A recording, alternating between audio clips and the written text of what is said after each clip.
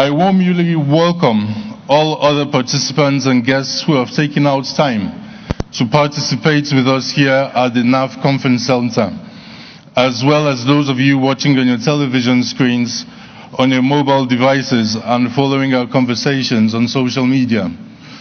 Wherever you may be, the aim of this AIT Live Town Hall Forum is to contribute to a wider understanding of the concept of two bills before the National Assembly: the Internet Falsehood and Manipulation Bill, or the Fake News Bill; the bill for an act to provide for the prohibition of hate speeches and other related matters, otherwise known as the Hate Speech Bill, collectively referred to as the anti-social media bills, as they pertain to the media regulation, to offer a starting point in terms of evaluating the merits and demerits of the bill, as well as providing recommendations and mechanisms for fighting against and preventing hate speech and fake news. Our town hall today represents a useful and important tool in furthering the activities of not only media regulatory bodies and the legislature, but within the discourse of wider societal stakeholders.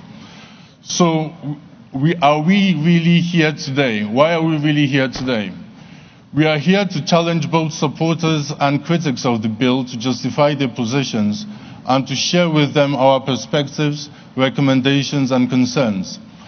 I had hoped the Ministry of Information, or the Minister of Information, will be here today. However, all efforts to attract the representative to cast more light on the position of government regarding these key issues, as well as the content of the bill, proved abortive.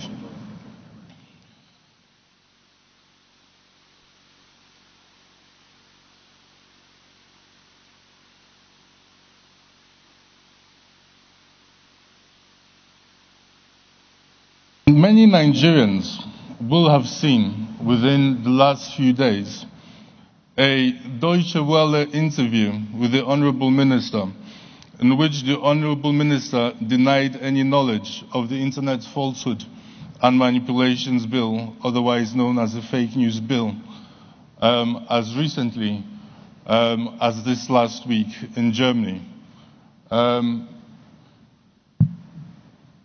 What about the Protection from Internet Falsehood and Manipulations Bill, also carrying draconian provisions? Under its terms, journalists could be imprisoned for publishing content. Who is the author of that bill? Are you against this bill or not? I'm not even aware of that bill. You're not. The Protection from Internet Falsehood and Manipulations Bill. You're not even aware of it. I'm not aware of it. So it cannot it's causing an outcry internationally, and you're the Minister of Information and you know nothing about it. There is no such bill before the House. There is a bill. I can say that very authoritatively. There is no such bill before the House. Reporters Without Borders said these bills, talking about the Prohibition of Hate Speech Bill and the Protection from Internet Falsehood and Manipulations Bill, they said these bills contain extremely harsh penalties that violate international law and are likely to be used to gag the media, and you're saying you know nothing about this one. No, just the same way they were wrong in saying that the executive submitted the hate speech bill.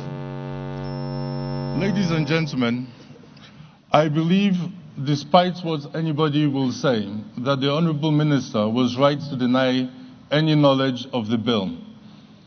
I believe this because to have admitted knowledge of the bill would have been to invite further questions that may have put this government and this nation to further international scrutiny, to further ridicule and condemnation. For that reason, I certainly thank the Honourable Minister for weathering the storm and saving us that embarrassment.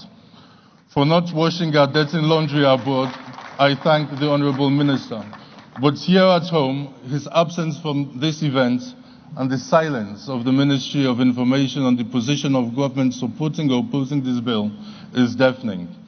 Deafening because we know that the Honourable Minister initiated the anti-fake news and hate speech campaign in July 2018 and announced to media on Tuesday, 29th October 2019, that he had set up a committee, and I quote, on the implementation of the recommendations that were approved by Mr. President to inject sanity into the nation's broadcast industry following the unprofessional conduct of some broadcast stations, especially before and during the last general elections. Barely a week later, on the 5th November 2019, the Fake News and Internet Manipulation Bill was introduced to the Senate. It was a private member bill, so given as the Minister has disowned the bill, it is futile to suggest otherwise. However, I would have hoped that a program like this would have afforded us the privilege of getting it straight, putting an end to any forms of rumors, of speculation and innuendos about the origin of the bill and the position of government regarding these two critical issues, as they are paramount to any discussion of regulating fake news and hate speech. These are the rights to the freedom of expression versus the right to protection of personality. The right to freedom of expression is one of the most valuable human rights, guaranteed by various international conventions of human rights and by our own very Constitution. Such a right encompasses not only the right of everyone to disseminate different information and ideas, but also everyone's right to receive information which others want to communicate to them. The right of expression of thought is today an unavoidable political principle, which not only theoretically is questioned anymore. It is one of the fundamental freedoms of man and citizens whose protection is ensured by international conventions and national legislation. Being an inherent and inalienable human right, it is a direct expression of human personality in a society, and therefore it does not depend on the approval of state. At the same time, it is one of the fundamental rights of citizens. There is no democracy without it. By ensuring the confrontation of opinions and presentation of different argumentation, it paves the way to fruitful synthesis, which is a step forward on the way to social progress. Freedom of expression constitutes democracy, and where it stops, democracy does as well. Therefore, it is the basis of survival of each democratic society. However, this is not an absolute right. It carries with its duties and responsibilities.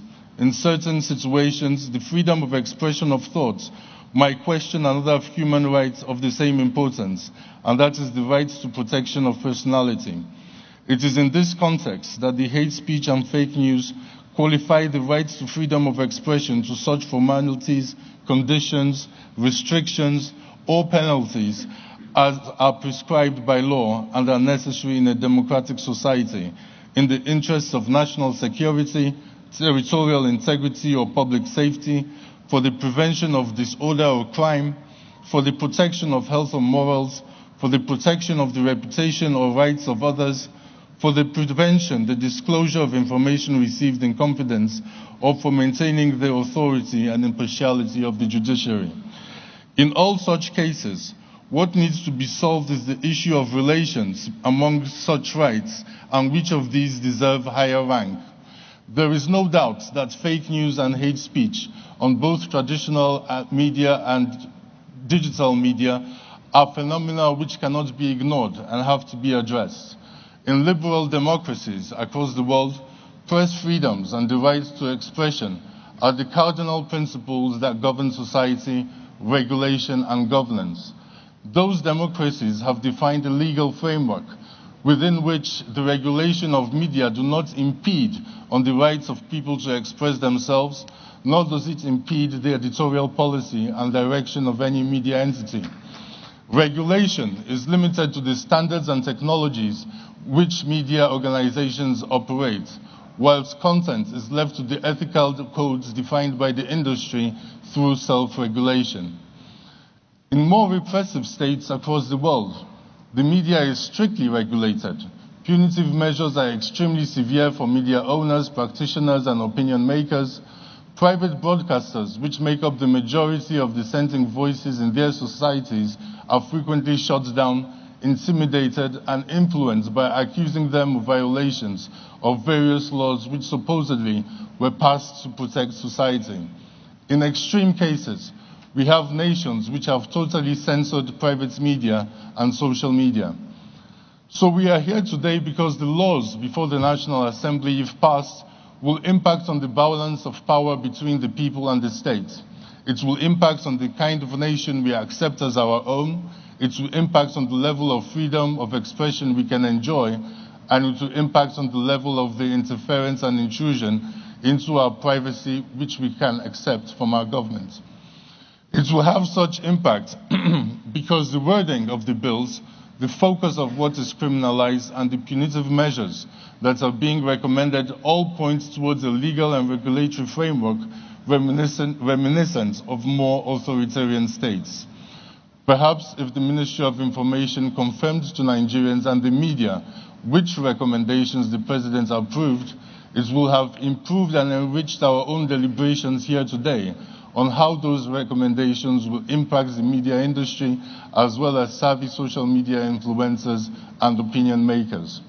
Ladies and gentlemen, we are here today because everyone with a smartphone and an internet connection who publishes or shares content online or via social media is a media owner and potential opinion maker who will be affected by these proposed legislations.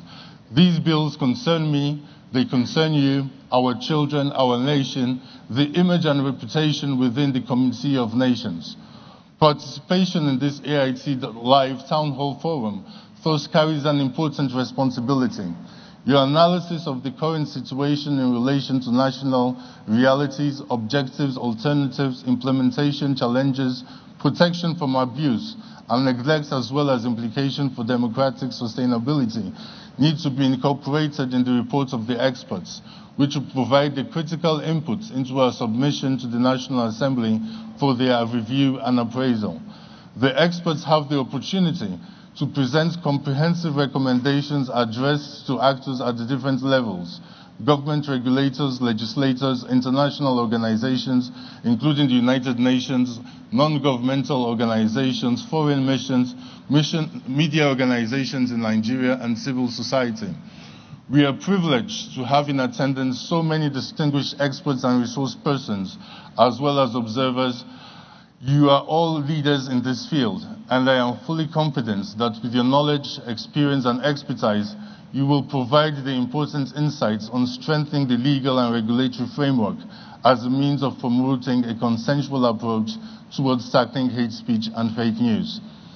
For instance, Part 2, Subsection 1 of the Protection from Internet Falsehood and Manipulation and Other Related Matters Bill 2019 provides that a person must not do any act in or outside Nigeria in order to transmit in Nigeria statements knowing or having reason to believe that will diminish public confidence in the performance of any duty or function or in the exercise of power by the government.